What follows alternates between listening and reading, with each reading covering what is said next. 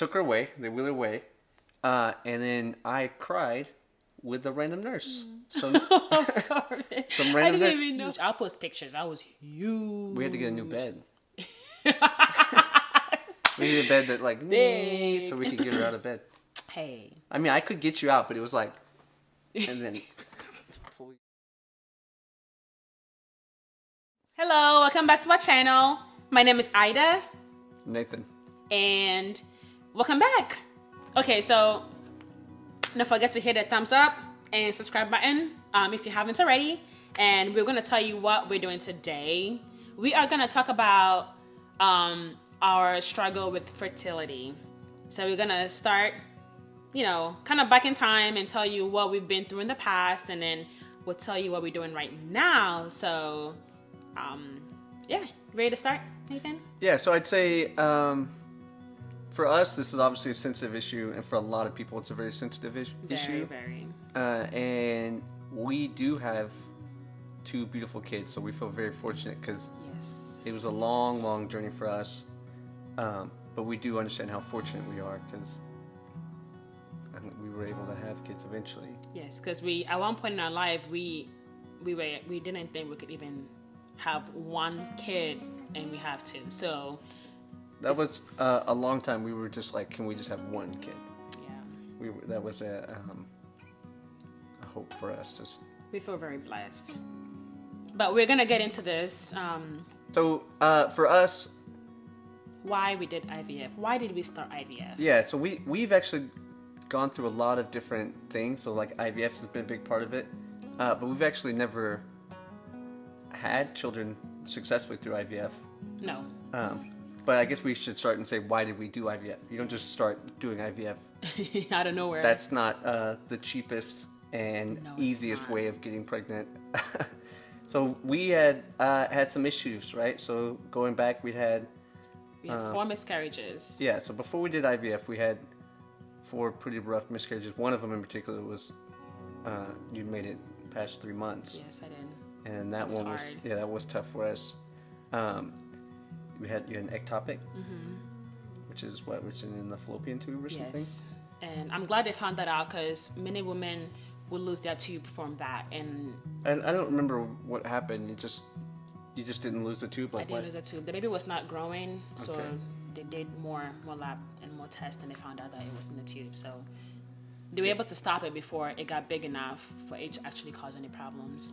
And then so I guess once we had all these struggles and we had all these miscarriages, that's when we just started to get a little bit serious about it. Yeah, so they found out though it was my fibroids. My fibroids had a big role in this miscarriages. So Ida had some like super fibroids. Gnarly fibroids. The lady said, so I remember because I went to a lot of these doctor visits, the biggest she'd ever seen, and they were was it 2 of them that were softball size? Yeah.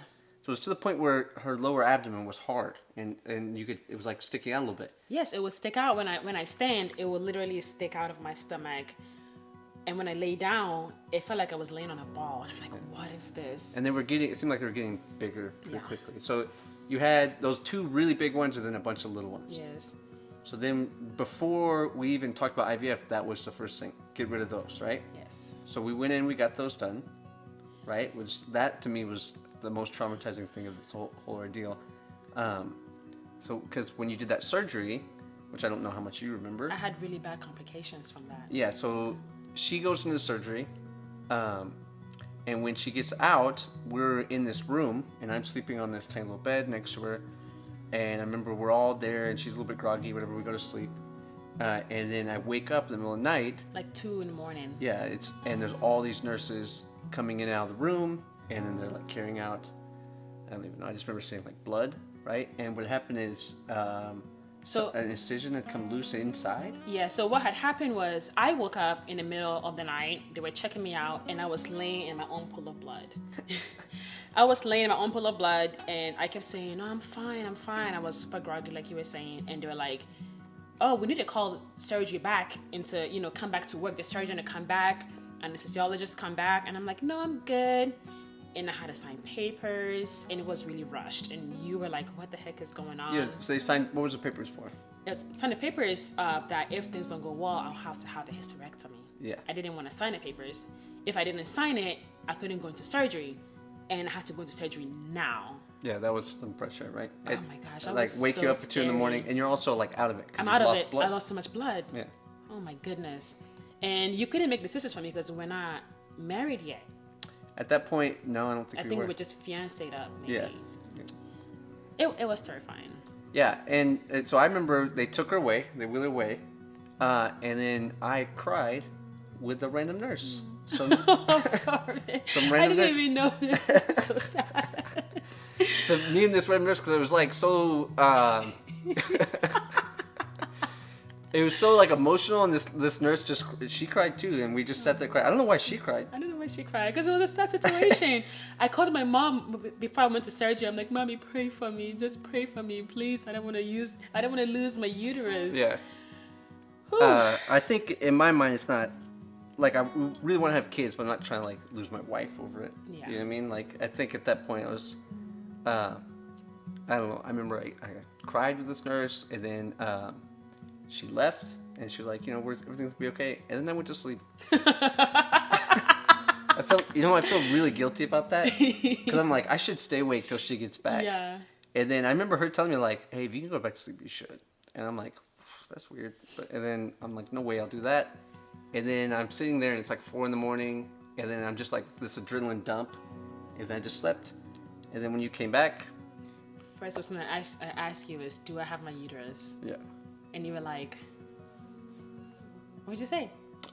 Yeah, I guess. What do you mean, yeah, you guys? He was like, yes, you got your uterus, baby. I don't remember the follow up of the. I just remember like that was the only thing in my mind. I don't even know how long I was awake after the surgery, but I know when as soon as I was coherent and I saw you, that was the first question I asked you, and you smiled at me and you said, yes, I have my uterus, and I was so happy. Anyway, so the fibroid is gone, right? So that's one hurdle down. And they took out like 8 of them. Yeah, they They showed thought them it to would- me. They were really gross. Really? No, they showed me. That'd be gross. Stop If they it. tried, I wouldn't have looked at them. But that was settled. Mm-hmm. Then you had to heal, and we didn't go straight into IVF. No. Then we just tried naturally, right? Yes, but we never got pregnant after that. We weren't getting pregnant naturally after that. Okay, so then we started to look at IVF, right? Yes. And what It was 2016 we started. 2016 we started looking. Okay, and that was tough too. That was tough because it was a whole bunch of emotions, a lot of pressure, because of course they found out I had a really low ovarian reserve. Okay, So what does that mean? that means I didn't have, for my age, I didn't have a lot of eggs. Eggs. I remember we'd go on in my and they would show ovaries. them on the thing, and they'd be like, "You got 3 Yeah, it was very, very little or 4, eggs. whatever it is, like some number that was not good apparently." Yeah, especially because for my age, it was like, In IVF, there's a lot of numbers, but you'll never know what's a good number. yeah, It's not like we rate them out of 10. It's like yeah. this is 0.7, and you're like, "Is that good?" And you're like, "No, it needs to be 0.9. 0.9 is the best." And you're like, "Oh no." So lots of shots, lots of shots. That's when I had to get real good at giving you shots. Yes. Because we had to get you ready to get the retrieval. to retrieve an egg. Yes, they Right, have so- to like give me enough shots to make the eggs bigger enough. That way they can harvest the eggs, and then And the goal is you want to get as many eggs as you can, exactly. right? So as many eggs as you can, then they're going to fertilize them. And then once they fertilize them, then you have as many zygotes. Fertilized Embryos, right? Zygotes are same thing, right? yeah. So when we did all this, after the retrieval and fertilization, we had 3. Yeah, so they retrieve 5 eggs. Okay. After fertilization, only 3 actually made it. So each time in the process, you kind of lose eggs. I mean, depending on the egg quality. So we're already bummed because we already have 5 eggs. And then we're even extra bummed because we have 3 eggs. And Or then 3 embryos now. 3 embryos. Now, yeah, that are So, fertilized. and then we had to make another a choice. decision. We literally had 5 minutes to decide how many embryos to put in our body. Remember that? So she came to us. She says, you have 3 embryos, okay? And you got to choose. What she said she would like to do is freeze the embryos, and then we let your body do something, normalize, and then put them in, Yes. right? And choose how many to pick. And you would have time to pick, right? We want to put in 1, 2, or 3, or whatever. But she came to us and said, look, there's 3 of them, and they rate those 2, right? A, B, C, or something. Yeah. And she's like, one of them's really good, and two of them are not so good. Yes. Right? Well, like it's like one of them's an A plus, and there's two like C pluses. Yeah. Right? And she's like, these we're not sure will freeze, so we need to put these in now, or not at all, kind of. Yes. Right? Or try to freeze them and they may not make it. But she didn't think they would. Yeah. Essentially, right? Yeah, that's right. And so then she gave us like 5 minutes to make that choice. Yeah. So then that day you put in... We were like, let's do it. Yeah, we put in those two. So this is the Precious 2 that went in, and of course did not make it. I did not make it. Yeah. So that was a bummer. I remember being I felt very defeated during that time. Yeah. It's like, oh my gosh. You tell yourself like, we knew like those two didn't have the best odds. We still have one that's got the better odds, but you're still disappointed. Yeah, because I prayed so hard for that. I was like, God, let at least one stick and make it. Nothing. So then after that, we decided, I was put on the break because for the next transfer was supposed to be a frozen transfer. We have to they have to freeze it for a while, and I have to of course go home, wait for my next cycle to start and all this process. A lot of hormones and stuff, and like letting your body normalize and then bringing your body back up to certain levels. And then that same cycle, we get pregnant with David, and that was a shocker. I mean, I feel like that's God's will telling us that we didn't have to do this. I feel like we didn't have to spend all that money. But oh my gosh, we were so shocked because we're like, wow, how after all this, and I never really, I guess, after having all these miscarriages, I was never like 100% in it because I didn't want to be let down. So it took me a while to actually be happy, you know what I mean? And I kept telling myself, it was almost a feeling like any moment now you could have a miscarriage because it was like the normal thing for us. We tried not to take it too seriously. Like, yeah, it's fine if it sticks. If it doesn't, it's fine too. Yeah. But and then he hung in there. He hung in there, and he's the most precious baby. And we'll put photos of the pregnancy, and maybe we'll put a photo of him right here. Right here. Can we do that? Do we have that ability? We can do that. Can we put one here? And right here. And right here. Right here. Right here. Everywhere. Okay, so David is a year old. He's almost 2 years old. We're like, hey, we're gonna go for a lucky embryo, which I call Frosty. It's a cute name. It's a frozen embryo, and it's a Frosty. Like Frosty the Snowman. Like Frosty the Snowman, but it's gonna be Frosty, like Elsa Frosty. Yeah. So once we saw Frozen, then you started calling it Elsa. Elsa. So Elsa the Frosty. Anyway. Or is it Elsa? Is Elsa, Elsa. the queen? Elsa's the queen. What's the other? Okay, doesn't matter. Anna is the other one. Okay. Elsa. Okay, so I know we're going off the tangent. So 2019, we're like, okay, we're gonna go for Elsa / Frosty. And at this point, how old is David? 2? David is 2. Yeah. Yes, almost 2 at least. Okay. And we're like, yeah, we're gonna go for it. We got pregnant naturally. We got this, right? First cycle, boom, gets canceled. Yeah. So what we're trying to do is get your body ready to the point where it can accept the embryo. Yes. And it just wasn't getting ready. Well, I kept taking the drugs. So when you say taking the drugs, some is oral, but it's a lot of shots, right? A lot of shots. So I have to take this needle and stab her in the stomach because she can't do it to herself. Yes. You did some. I did some. First time got canceled, and the problem was that my uterus would not get thick enough to take the baby in. I got canceled. Do you remember what the thickness was? It was 4 millimeters. Okay, 4 millimeters. And it has to be at least an 8 millimeter or more. Okay. To be able to get pregnant. I mean, it starts for 4 and it stays at 4. I thought it was 6 the first time. Did it pick it to 6? I think it was 6 with the first transfer with these 2 babies in the beginning. But this is 2019 now. Okay, so 4 millimeters, they say that's not thick enough. The uterus is not going to accept this baby. Let's do it again. That's my first cancellation. Which is just money down the drain. But money thrown away. Second time, I go back again. My next cycle, guess what? Canceled again. Same problem. But this time, it's even farther away. Yeah. I remember she said something. Yeah, I think it got to like 3 point something maybe. I mean, it just was not. I mean, they had me on high dose of medicine, the highest I could possibly get. I remember her saying like, oh, if it were this number, if it were 4, I would do it, Yeah. or something like that. Like, And we're I wish well, I it had was done it 4 last time. Yeah, we're like, Yeah. and she's like, well, I thought we could do better. So then that didn't work. That did not work. So then So- we took another break. They canceled me again. I was pissed at this point, and they put me on Pentox, which is how would I explain Pentox? It's like a drug that increases blood flow and makes you it really increases blood flow. I want to think of it as a Viagra, but it's not Viagra. Twice a day, and it's supposed to take 2 months for it to actually be effective. So that's why they put me on a 2 months break. During this 2 months break, I got serious. I was like, look, I gotta go see my OB and stuff like that. And then next thing you know, we're pregnant with Leo. And that was very exciting. Yeah. I was so excited because I was like, oh my gosh, I did it again. I mean, I said, oh my gosh, God did it again. But we were so excited and we were like, wow, we're gonna have a baby. And you know, I never had that feeling of like, I'm gonna lose a baby this time. I was really really pumped. I'm like, let's have this baby. I was so excited.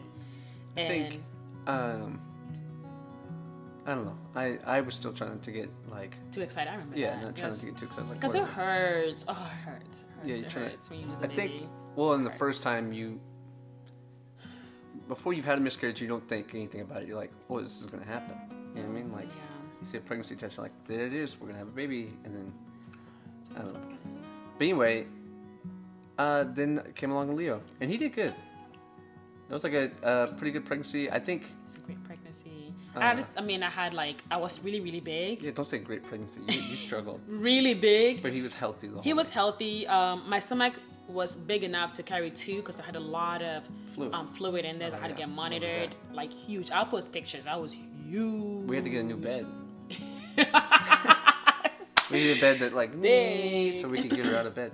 Hey. I mean, I could get you out, but it was like, and then pull you out. Like, it was a whole thing. But anyway, Leo showed up. He was awesome. Everything was great. Life was great. So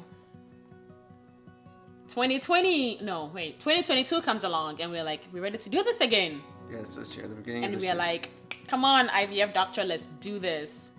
Well, we started our first cycle. Guess what?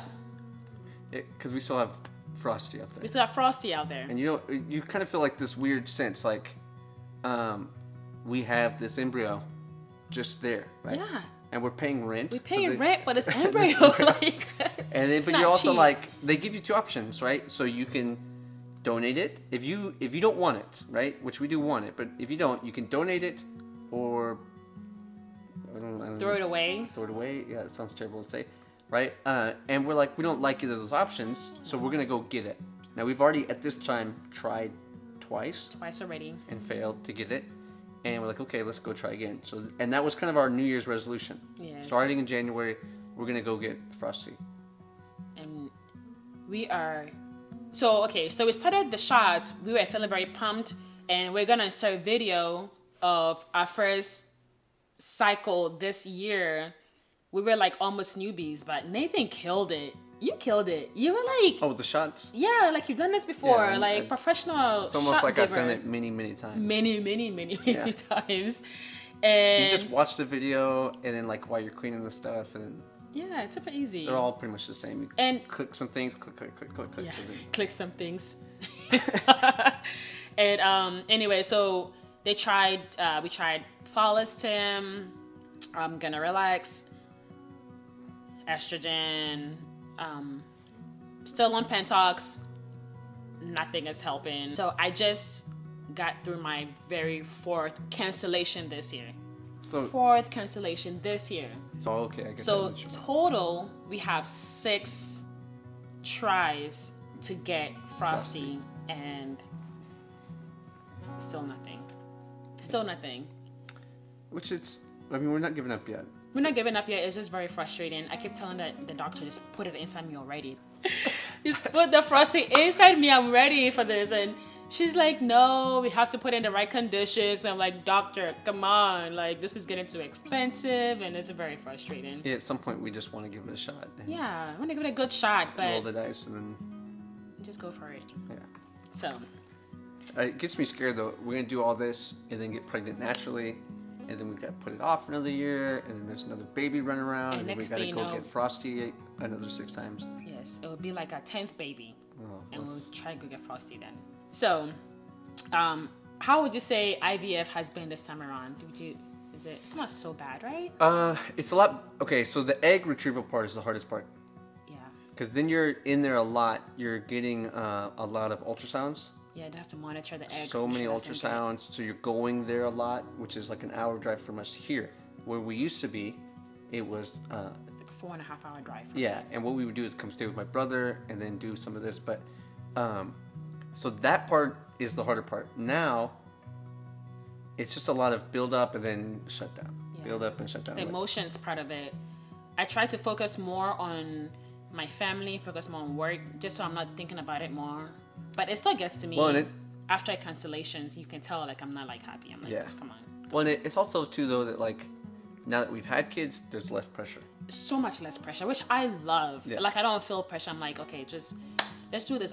To me, it's the time I spend away from my family to go get this done, and then also like the money. Mm-hmm. It's like the 2 main things for me. When I think after we had David, for me, I was like content. I'm good. We had one and we're so desperate to have one. I'm like, it's fine. Everything else here. I remember you really were pushing to have the second one. Yes. And I was like, if it never happens again, that's fine. Which I'm glad you did because now we got Leo. But yes. It's just, I think we would feel a lot worse if we hadn't been successful. Yes, we will. And I think for me, like you said earlier, it's just I feel like it's another part of us somewhere that's just waiting on us to go get. Yeah. And I just cannot imagine throwing it away. And I definitely can imagine giving it away. I'll feel like I have a baby somewhere for the rest of my life, so... That would feel even different, even more strange. Very, very difficult for me to even imagine that. I would literally look at all these mixed kids, like, you're mine, you're mine, you're mine. So anyway, so I hope you enjoyed this video. Is there anything you want to add? I don't think so. I think it's it. I think we're just appreciative. I mean, I know we're very appreciative that we have our 2 boys. We're so blessed. Yes, very, very blessed that we have them because I just couldn't imagine like the other alternative. And the alternative we were looking at adopting. Yeah, we did look at adopting actually. Yeah, that would have been fun. There was a lot of questions going into that too. Like we talked about adopting here or like trying to adopt from Ghana. Another country, from Ghana. Yeah. I still want to adopt from Ghana. We may still have to do that, but we'll see. Hey. Okay. All right. Well, thank you. I hope you guys enjoyed this story. And if you have any questions, let us know. And don't forget to comment, like, subscribe, and we'll see you later. Bye.